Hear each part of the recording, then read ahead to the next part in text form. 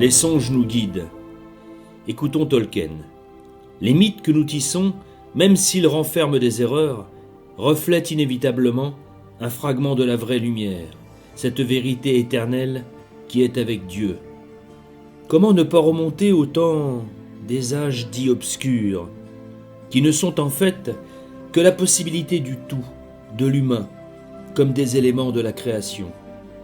De ces instants d'une nature non policée, aux confins des mondes où règnent encore les divinités et dieux multiples, aux premières pénétrations du christianisme. On découvre alors l'extrême adaptation des sociétés naissantes, aux périls et risques nombreux, comme aux aventures merveilleuses. C'est là que parmi les forêts vivent encore elfes et trolls, gobelins et orques divers. Ces mondes de l'imagination des contes et légendes nous habitent, enfin, pour ceux dont l'esprit s'évade et s'envole. Ceux pour qui la vie demeure dans le regard et l'écoute des merveilles de la nature, l'essence de la vie. Pour ceux dont la dimension du monde n'est pas que matérialiste, dont l'invisible est multiple, étendu et souverain. Ce monde que Tolkien nous a décrit et qui vit à travers ses ouvrages, mais pas que. Dans la communauté de l'Anneau, Le Seigneur des Anneaux, tome 1, Tolkien s'exprime à travers ses personnages. Tout ce qui est or ne brille pas. Tous ceux qui errent ne sont pas perdus. Le vieux qui est fort ne dépérit point. Les racines profondes ne sont pas atteintes par le gel. Des cendres, un feu s'éveillera. Des ombres, une lumière jaillira. Renouvelée sera l'épée qui fut brisée. Le sans-couronne sera de nouveau roi. Tolkien fait partie de notre univers comme de nos idées proches. Il exprime ses pensées à travers ses œuvres, comme il désigne l'adversaire dans les combats du Seigneur des Anneaux. L'adversaire est ce monde industriel, celui d'une course effrénée dénoncée jadis par Bernanos, qui pervertit les paysages et détruit l'environnement, comme nos vies. Dans le Silmarillion, au chapitre 8, dans le crépuscule de Valinor, on peut y lire « Alors la lumière noire d'Ungoliant s'étendit jusqu'à noyer les racines des arbres, et Melkor s'élança sur la colline.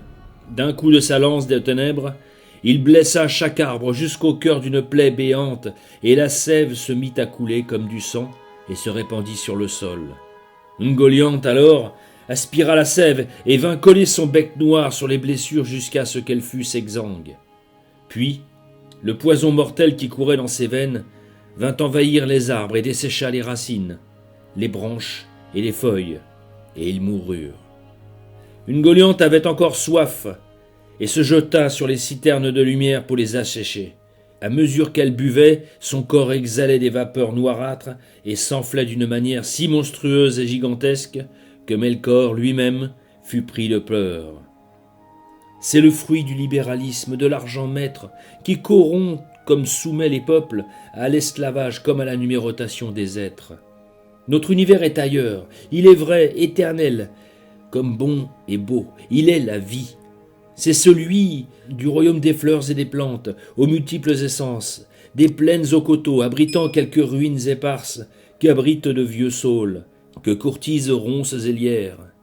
C'est l'infini des forêts profondes et sombres, qu'entrecoupent quelques champs aux cultures variées, dont les étés parfument l'approche des belles. C'est le monde de l'infiniment petit, des abeilles travaillant inlassablement à la vie par la pollinisation jusqu'au miel. Au-delà des univers gris d'un monde consumériste, je ne dirais pas « ne pleurez pas », car toutes les larmes ne sont pas un mal, disait Tolkien. Ce sont les oiseaux qui chantent, sous l'œil curieux des écureuils et les multitudes oubliées, mais aussi les roches parmi des grottes aux secrets enfouis, aux montagnes multiséculaires que des sources et cascades enveloppent de doux bruits d'une eau qui nous apporte fraîcheur et santé. C'est cet univers que l'on néglige, qui est nous, notre vie, qui fait notre bonheur et celui de nos descendances. C'est ce monde sous l'œil des cerfs, au large bois, tandis que courent encore ours et loups à l'affût des prises pour la régulation écologique des mondes. La blanche biche, comme disait la vieille chanson, finit sur la table des convives, parce que nous avons négligé sa défense. Continuerons-nous ainsi ? Sylvebard, maître des Ents, s'exprime en ces mots. « Il fut un temps où Saruman se promenait dans mes forêts. À présent, il a un esprit de métal et de rouage, et il ne se soucie plus des choses qui poussent. Le triomphe du bien sera naturel par les eaux libérées grâce aux arbres, dont nous pouvons facilement imaginer la souffrance aujourd'hui. Comme nos terres, en ces temps de pollutions impunies. Nos actes quotidiens forment ces petits cailloux qui peuvent ensoleiller l'existence, la nôtre comme celle de nos proches. Tolkien s'exprime encore. Saruman pense que seul un grand pouvoir peut tenir le mal en échec. Mais ce n'est pas ce que j'ai découvert. Je crois que ce sont les petites choses, les gestes quotidiens des gens ordinaires qui nous préservent du mal, de simples actes de bonté et d'amour. Nous savons que le mal peut dominer, qu'il peut même donner l'illusion d'être irréversible, mais qu'importe, même si la lutte semble désespérée, voire inutile, nous marchons avec les siècles, avec cette sève qui guidait jadis les leudes tombantes avec Roland à Roncevaux. Écoutons Alfred de Vigny. « Âmes des chevaliers, revenez-vous encore, est-ce vous qui parlez avec la voix du corps ? Roncevaux, Roncevaux, dans ta sombre vallée, l'ombre du grand Roland n'est donc pas consolée. Rien n'est impossible, Jeanne l'a prouvé lorsqu'elle fit face et retourna une situation perdue d'avance autour d'Orléans. Rien n'est écrit quand Baudouin, le corps couvert de souffrance, genou à terre, face aux Templiers, lança son hoste dans la marée musulmane de Saladin. Écoutons Tolkien. Comme ceux qui vivent des heures si sombres, mais ça n'est pas à eux de décider. Tout ce que nous pouvons décider, c'est que faire du temps qui nous est imparti. Il y a d'autres forces en œuvre dans ce monde, à part la volonté du mal. C'est une épopée, dont les récits nous entraînent ailleurs, mais pas tant, finalement, que cela. Si nous reprenions en main notre destin, les chevaliers de la table ronde hantent notre mémoire occidentale, comme les récits des temps médiévaux, où contaient fabliaux et chansons aux belles de jadis, trouvèrent comme troubadours. Les chevaliers jaillissaient du creuset populaire pour étendre la justice et constituer au fil des siècles une noblesse vivant du chant de l'épée, au service des autres. Tout est symbole et engagement, tant sur la parole que sur les actes. L'anneau, la fidélité, le blason, Tolkien s'exprime en ces mots. Le monde a changé, beaucoup de ce qui existait jadis est perdu, car aucun de ceux qui vivent aujourd'hui ne s'en souvient. Le mal est engendré par des actes prométhéens de manipulation génétique dont certains aujourd'hui aimeraient ouvrir la boîte à Pandore. Les robots militaires en sont un exemple. Tolkien le dénonce avec la création des forces obscures dans le mélange des gobelins et des orques. Les fondamentaux essentiels sont là, ceux de l'éternel combat entre le bien et les forces du mal, représentés par le machinisme technique à outrance. Dans Le Seigneur des Anneaux, comme la perversité du pouvoir de l'argent, dans Le Hobbit, la bataille des 5 armées. Thorin dit « Si plus de gens chérissaient leur foyer plus que l'or, ce monde serait un endroit plus joyeux. » Ce combat est celui de la chrétienté depuis la nuit des temps, entre les tables de la loi et le veau d'or, entre l'invisible et le matérialisme, finalement, entre la vie et la mort. Selon Léo Carruthers, médiéviste, John Ronald Reuel Tolkien, après avoir étudié le latin et le grec, se passionna pour l'ancien germanique, le gothique, l'ancien anglais, puis les vieilles langues nordiques des Scandinaves. Il se plongea dans la lecture de l'Edda poétique, la grammaire finnoise découverte dans les textes mythologiques du Kalevala d'Elias Lönnrot. La langue norroise, vieil islandais, faisait aussi partie de ses passions. Lisant la saga de Njal le Brûlé, Tolkien disait que les meilleures sagas sont les islandaises, et pour dépeindre la vie et le caractère des hommes vaillants, de notre propre sang, qui sait, ont vécu et aimé, ont combattu, ont voyagé et sont morts. L'une des meilleures est la Volsunga saga. un récit étrange et glorieux. Il nous révèle le plus grand génie épique qui soit, passant par une lutte acharnée de la sauvagerie à une totale et consciente humanité. Les trolls viennent de ces récits. La littérature médiévale était le jus même de son inspiration. Il avait cet amour des mots, la recherche des racines, du sens comme de la forme des expressions disparues, de cette science nommée philologie. Il est inutile de dire que son esprit alla aussi puiser dans l'Antiquité grecque, puisqu'il en étudia la langue ancienne. La transformation des êtres en statues de pierre avec les trolls, au chapitre 2 dans Bilbo le Hobbit, nous ramène à Persée, dans la Gorgone ou Méduse, et autres chimères.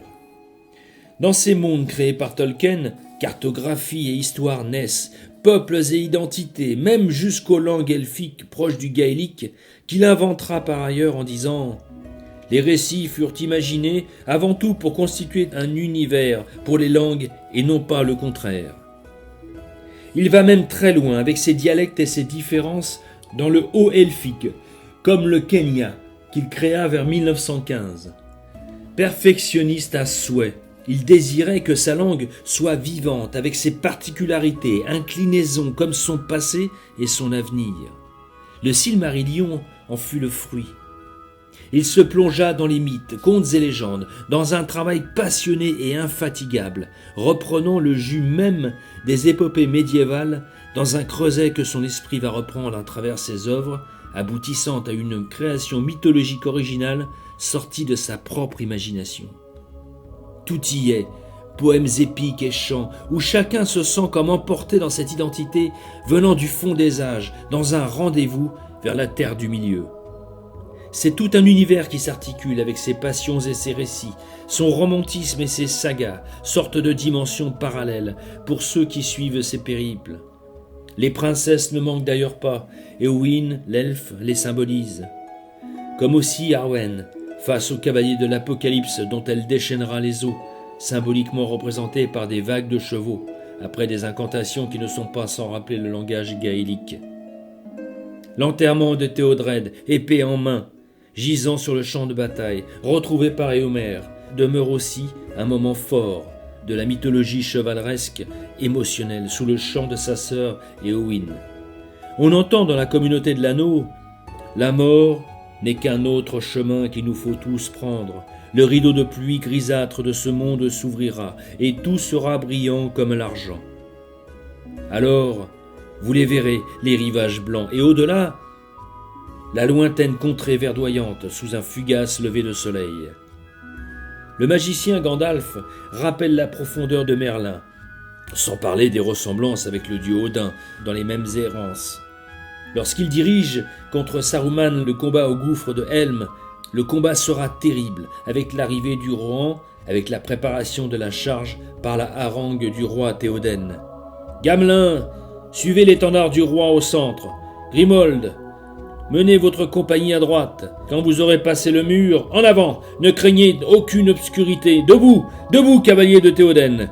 Les lances seront secouées, les boucliers voleront en éclats. Une journée de l'épée, une journée rouge avant que le soleil ne se lève. Les corps de la cavalerie sonnent la charge. Une bataille mythique commence. Ces sons qui déchirent les brumes du matin et qui retentissent du fond de l'histoire, de Roland à Roncevaux, jusqu'aux batailles épiques. La présence d'Aragorn rappelle Siegfried ou Siguror en vieux norrois, ou Sigurd. Edda de Snorri et la légende des Nibelungen interpellent nos souvenirs lointains du massacre de 20 000 Burgondes par Attila au IVe ou Ve siècle de notre ère. Remontant le Rhin, passant par le château de Rheinfels vers Worms, l'ancienne capitale de Burgondie, notre esprit s'évade vers la tragique vie de Brunhild. La présence de l'anneau, la cape rendant invisible, le dragon Fafnir et les nains semblent ressurgir avec l'œuvre de Tolkien. Signalons l'arrivée providentielle des morts errant dans les nimbes pour la journée de l'épée, une journée rouge, suite à la charge des Rohirrim, à la bataille des champs de Pelennor. La mythologie semble dominer, mais n'y a-t-il pas aussi une part de rêve dans notre existence, et que serions-nous sans cela? Le chemin de la libération est clair. Il se désigne sous le nom du roi, mais pas n'importe lequel. celui qui possède des valeurs et qui est à cheval, aurait dit Bernanos. Celui qui vient du fond de nos consciences, sang divin de la terre du peuple et qui symbolise la chevalerie éternelle, dont nous sommes les serviteurs. Peuples et rois sont de droit divin, disait Marcel Julien. En 1943, s'adressant à son fils Christopher, Tolkien dit « Mes opinions politiques penchent de plus en plus vers l'anarchie, au sens philosophique, désignant l'abolition du contrôle, non pas des hommes moustachus avec des bombes, ou vers la monarchie, non constitutionnelle. Ce roi, cet homme, est celui qui unit et non qui divise, comme le sont des parodies de gouvernement que nous connaissons malheureusement aujourd'hui, toujours en recherche d'une légitimité qui leur échappe. Mais comment unir avec 20% de voix obtenues avec le mensonge et les outils de la communication, triste réalité d'un monde moderne si terne. Tolkien d'ailleurs aurait pu prendre d'autres exemples de gouvernement pour ces histoires, mais non.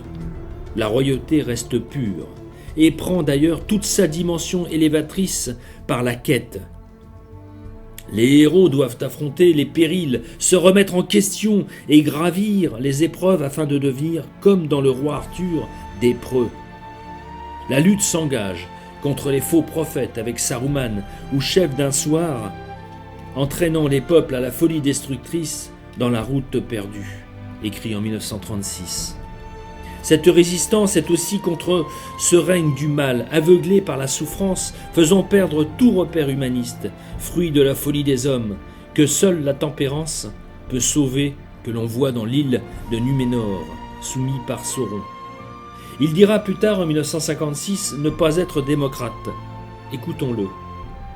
Uniquement parce que l'humilité et l'égalité sont des principes spirituels corrompus par la tentative de les mécaniser et de les formaliser, ce qui a pour conséquence de nous donner non modestie et humilité universelle, mais grandeur et orgueil universel.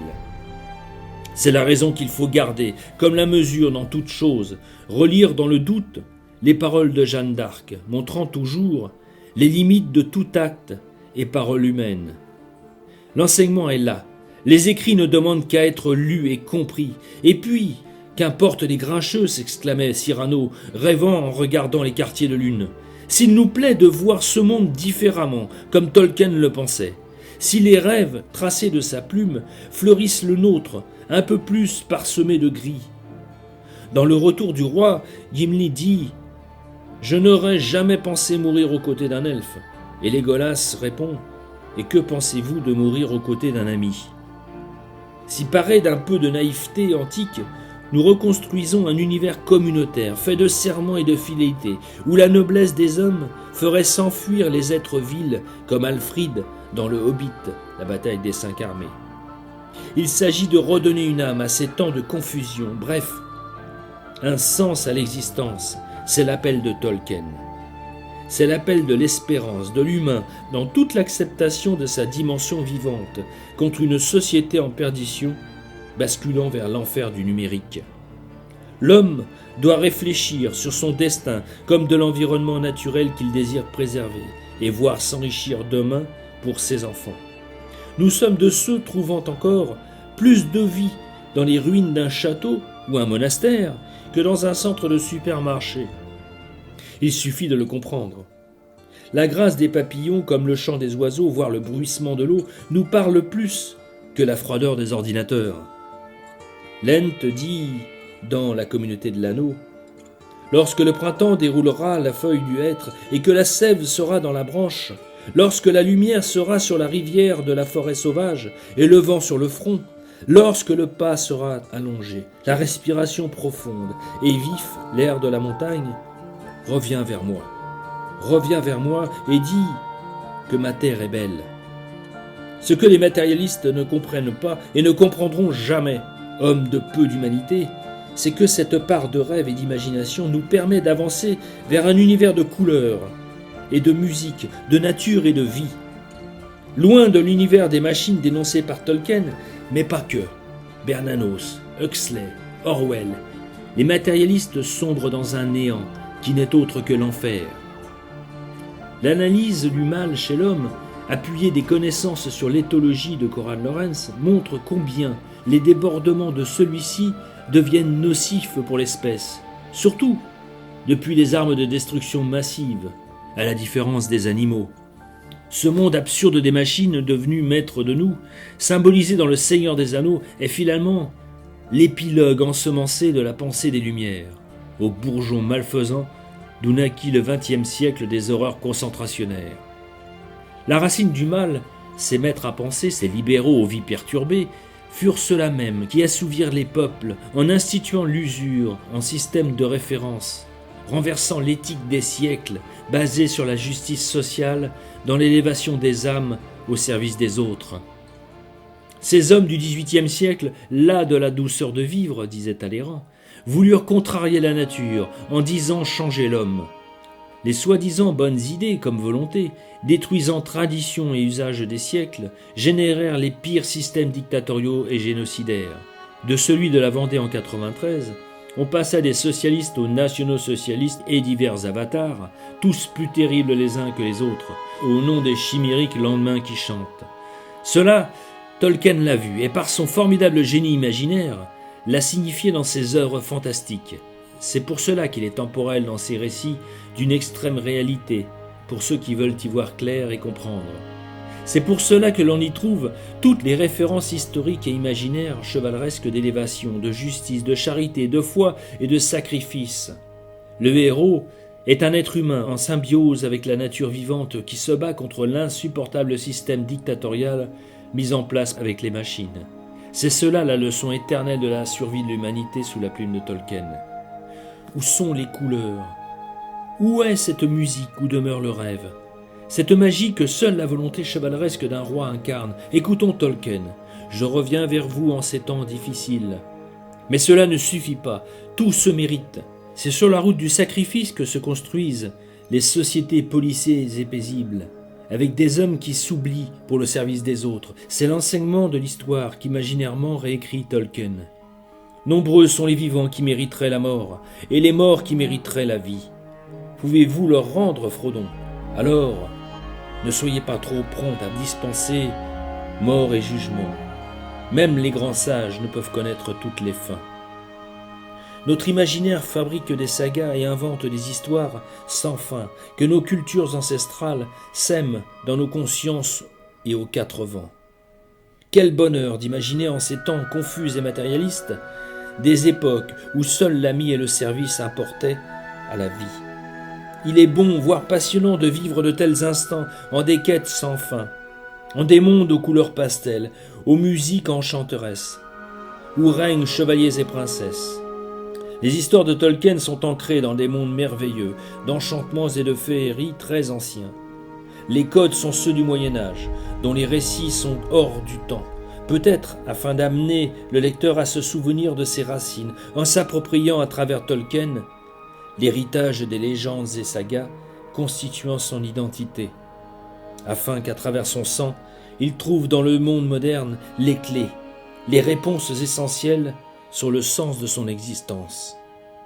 Il est réconfortant de savoir qu'il n'y a pas que ce monde gris qui nous entoure, mais que l'impossible peut un jour se réaliser.